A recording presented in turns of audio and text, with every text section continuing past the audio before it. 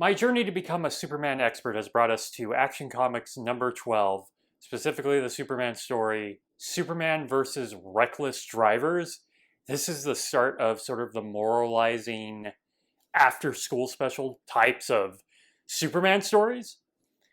They don't happen as much as you fear, but when they happen, they are not good. They're kind of ridiculous as a challenge for Superman because he's never going to beat the thing. He can't. I mean, he does the impossible, but he's not going to be able to stop reckless driving entirely. So it's sort of a fool's errand to begin with. Clark Kent returns to the Daily Star one morning, finding a man has been killed in a hit and run. That is his friend Charles Martin. Who is Charles Martin? I don't know. He's only really brought up this time. I don't even think Clark brings him up later in the story, but his name is Charles Martin. He had a friend named Charles Martin. We can add that to a random piece of trivia. Superman goes to see the mayor about reckless driving. The mayor basically responds to him in a way that's just like, what you gonna do? And to be fair, what are you gonna do? Maybe put a stop sign or some sort of signal light over there, but he's never going to be able to defeat reckless driving. It's just going to happen. You can't control people like that unless you have some sort of massive mind control device. We don't have supervillains yet. Clark then changes into Superman. You know, Superman, bright blue costume, red cape. You know, Superman. And now that Superman is unleashed, all reckless drivers of, I believe still Cleveland, Ohio, need to fear. So one of the first things Superman does, it's not as terrifying as Superman in the slums or what he does in Superman Gridiron Hero, but man, is he an asshole in this comic. And I mean asshole. So what is the first thing Superman does? He breaks into a radio station like he's the Kool-Aid man, just goes right through the wall. When the radio station host or manager tries to get in his way, Superman just kind of pushes him, because we're all playthings to Superman.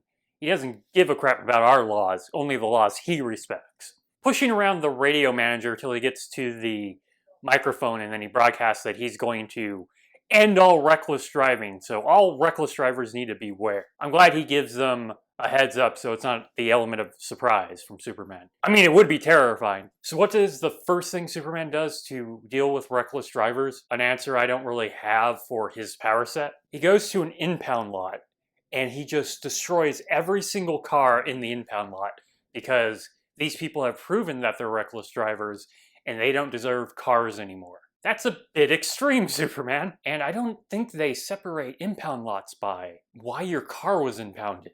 So he probably just destroyed innocent people's cars for whatever reason. Maybe you had to park in front of a hospital because there was an emergency and you didn't really have the time, but someone towed your car into an impound lot.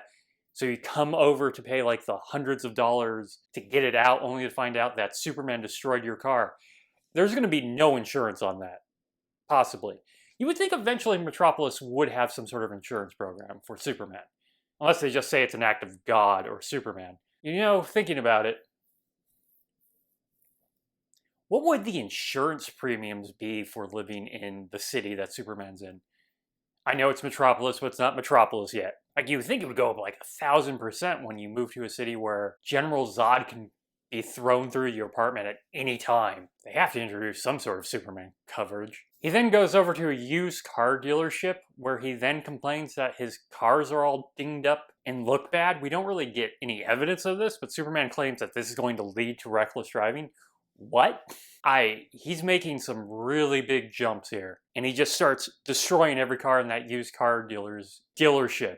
So he's basically destroyed this man's livelihood. So fascinating to hear that insurance conversation too. So now that Superman just dicked around and destroyed a bunch of things that in no way are going to stop reckless driving, he then goes after actual reckless drivers, taking them off the road, putting their cars places. At one point, a cop is about to take a bribe from a guy who was speeding, but he sees Superman, so he smacks the driver for trying to give him a bribe, which Superman is totally okay about. Speeding and taking a bribe, now that crosses a line. Superman, by the way, goes back to the radio station and they make sure to show us that the wall he smashed through had been fixed and he just immediately smacks through it.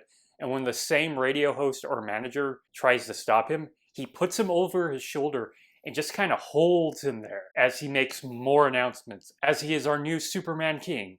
I, for one, welcome our new Superman Overlord. Eventually, the mayor is speeding through town because he needs to get somewhere very quickly. So Superman takes him out of his car and flies him to different places, like a hospital room to see someone who was in an accident, but we don't actually see what they see. We just see them look into a hospital room.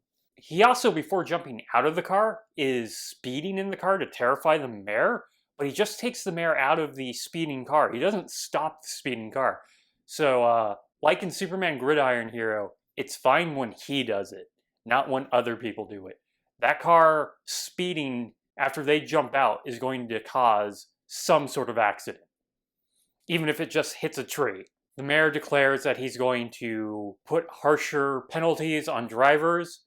And as Clark at the end is going to the press conference, he is given a ticket for where he parked outside of the Daily Star offices. And though he complains inside his head, he's cheering because they finally got him. I'm a fan of a superhero trying to change the world, especially when it's Superman, but this seems radical to a crazy extent. He can do so much more than actually just terrify drivers. I don't know what he's thinking here. And there's just so many jumps of logic, like how does destroying a used car dealership stop reckless driving? He has very much like a kid's idea of how to stop these things. Part of me is just terrified to keep reading on to see what other horrors Superman might get up to when his mind wanders without a supervillain. And that is it for Superman vs. Reckless Drivers. If you enjoyed this video, please like and subscribe. Hit the bell icon to get notifications when a new video goes up. I do this Monday through Friday. Subscribing to the channel really helps. And I will talk to you guys tomorrow for another Superman issue.